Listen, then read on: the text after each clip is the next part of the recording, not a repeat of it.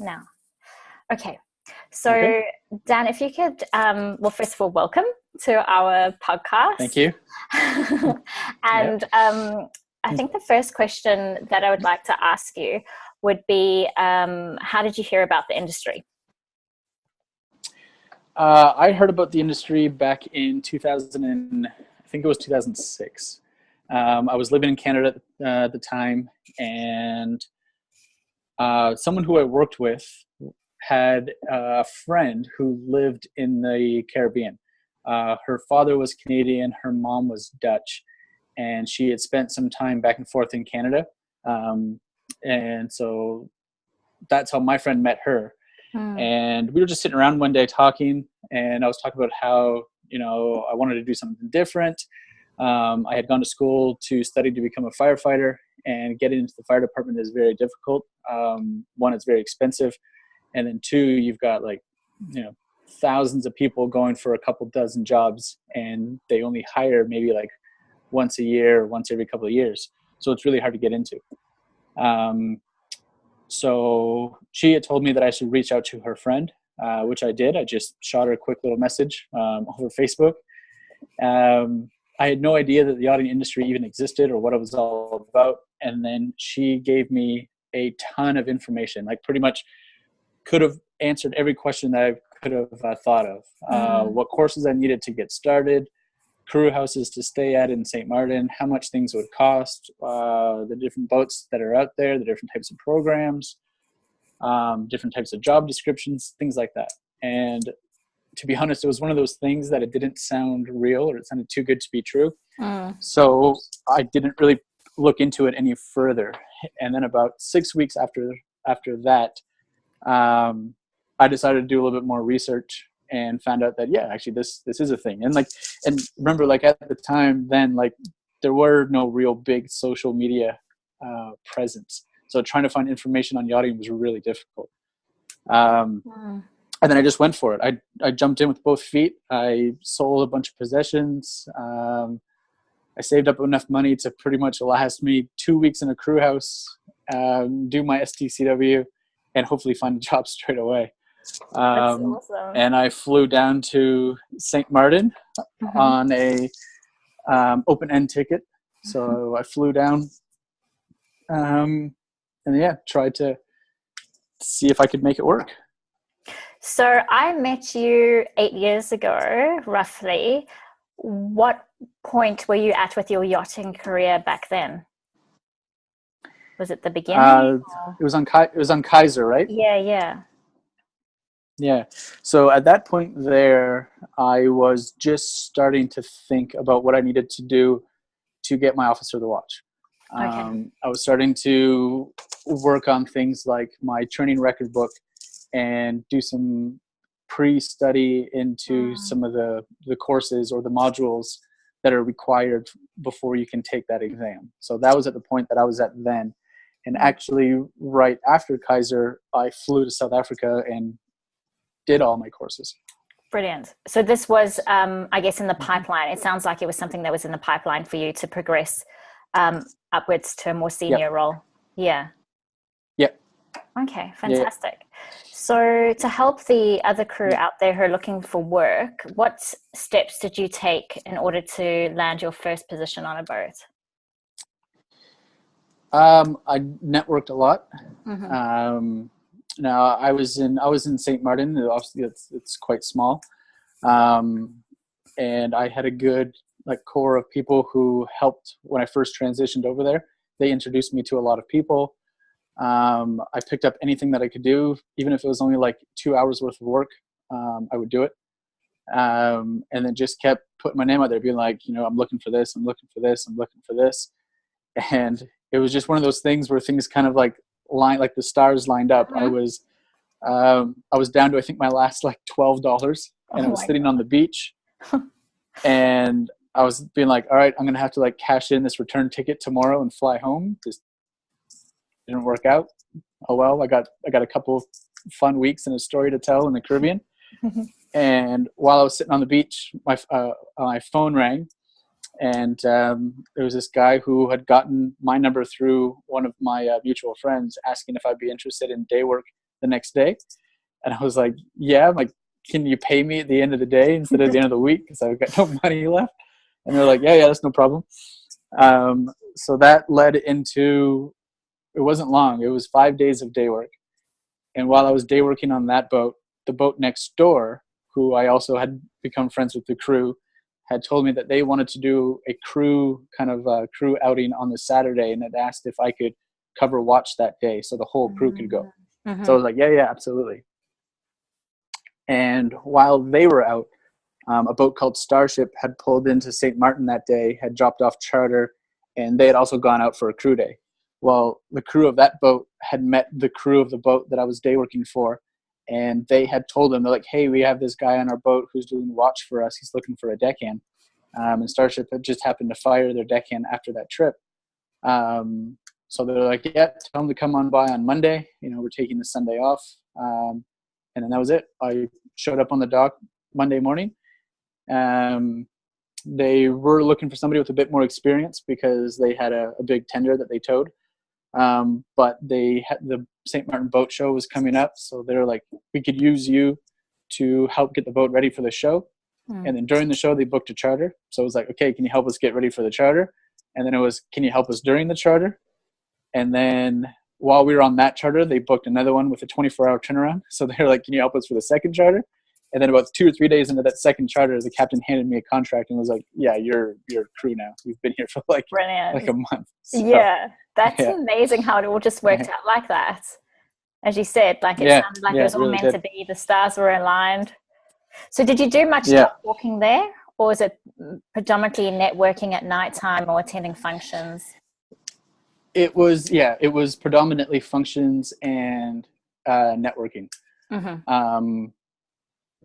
That was I did, I dock walked later on over here in the Med, but then it was predominantly just networking and going to different events. Okay, great. So with your wealth of knowledge and experience, what would be your best tip to share to the others who are looking for work at the moment? For those who are looking for work, it's been a long time since I was a green crew member looking for work, but I'd recommend, doing as much as you can to show that you're serious about the industry and about yourself. Do the courses for junior crew.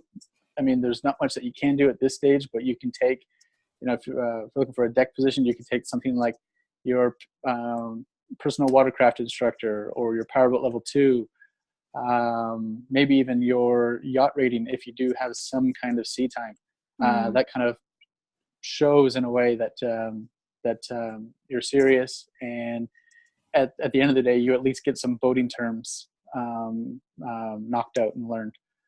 If you're going to be dock walking, don't be showing up at 10 o'clock. Work starts at 8. You should be on the docks by 7:30.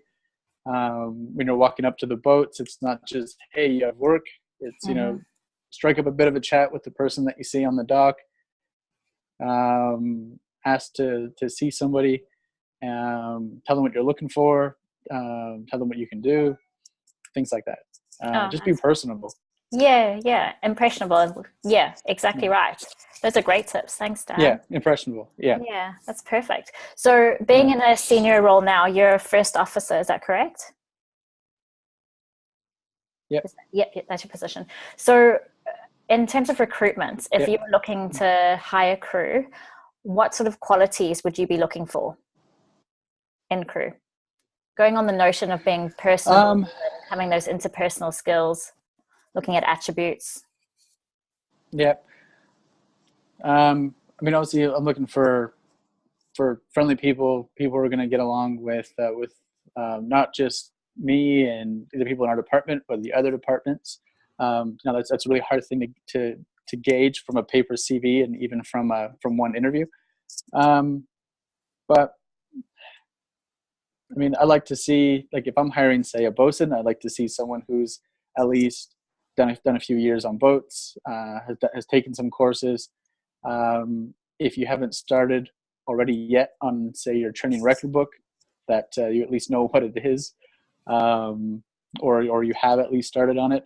If it's junior crew, I mean, I feel that I can pretty much train people, but what you can't really change are people's personalities and conflict areas, stuff like that. But it's hard. It's hard to I mean, in a way, you're judging people based on what's written on a piece of paper or a quick little meeting. But I don't know. Usually, what I do if I'm hiring, say, a deckhand position, it usually pretty much only works for deckhand. But what I like to do is, say, find 3 or 4 day workers and hire them for the week. Don't tell any of them that there's a possibility of a job at the end, and then towards the end, hire one of them. That tends to be what I like to do, because I don't want to tell them there's a job for them at the end of it, because they might be doing things they don't normally do. I'd rather kind of see how people are in their element. Are they showing up late? Are they on their phone the whole time? Are they sneaking around the corner? Are they, in between jobs? Are they not really proactive? So, like, for example, we just hired a deckhand second stew couple. And that's what we did. We trialed them for a couple days. We originally were going to have them day work for us Wednesday, Thursday, and Friday. And if we liked them, we were going to offer them the position on Friday. And we pretty much knew straight after Wednesday that we were gonna offer them the job. And then on Thursday, we were going to offer it to them on Friday morning, and then have them tell us by the end of the day. But what we ended up doing was we told them Thursday afternoon, and then we're like, take tonight, sleep on it, discuss it amongst yourselves, and then tell us in the morning.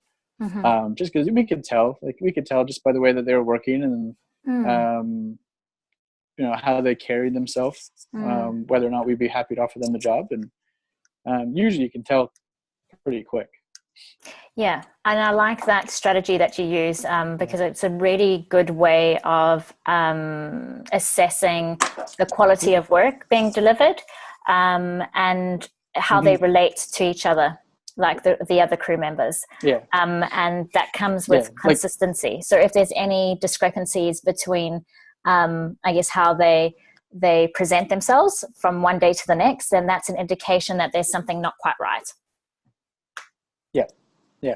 Like, for example, the second stew, just in normal conversation in the morning, the chief stew had said, okay, these are kind of the things that I want to get done for the day. And then the chief and junior had to leave the boat for to go provision. And she had given the second stew, who was day working at the time, had given her just a job to do while she was gone. And she finished it faster than she was expecting. And she just immediately went on to the next thing that was on the list without the chief stew leaving a list or telling her to do that. She just heard the chief stew say that this is something that she wanted to get done today, and just went boom to the next thing. So it's having foresight, looking at what actually needs to be done instead of being told what to do all the time. It's taking that initiative and executing. Exactly. Yeah, that's brilliant. Yeah. Okay, so last question, Dan. Your most memorable moments in the industry. Do you have one, or are there too many? There's a lot. Yeah, there's a lot. I mean, I've been very fortunate in the places that I've got to go. And the places that I've got to go, and the people that I got to go there with. I mean, it just happened to work out that me and one of my best friends had the same days off mid-season, and he and I went to Iceland for a couple weeks together. I'll never forget this one time when we were pulling out of I think what's that volcano? I think Santorini, and it was Santorini. Is that right? Can't remember now if it's it was the right volcano.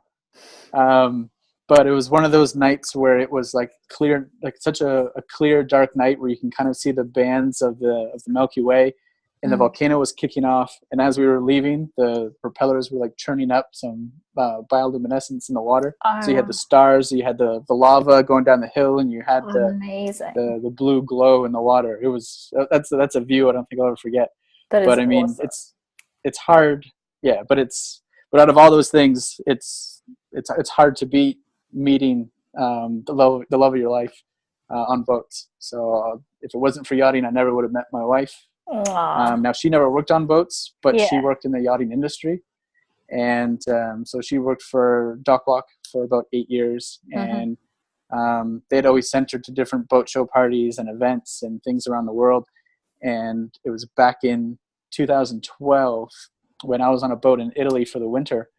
And Dockwalk had sent her to Italy to cover the Benetti Yachtmaster. I think that's right. And it just happened to be that she was going to be in the same town that I was in. And we weren't even, we were just friends at the time, but we had met up for dinner, and then we had gone to Florence for the weekend. And, that's, So that was it. straight from there. That's great. So, I love no, Florence. I mean, we weren't together after that trip, but it definitely laid down the groundwork for when we did see each other again. I'm sure. And then as soon as we saw each other again after that, that was it. It was game over. And then you set the benchmark high from the start. Nice work. And taking you Yeah, to Florence. yeah. Actually, she took me to Florence. Oh, nice. So, Lucky you. yeah. That's awesome, Dan. Thank you so much for your time. That's just brilliant. You're welcome. Very helpful. Thank you. Yeah.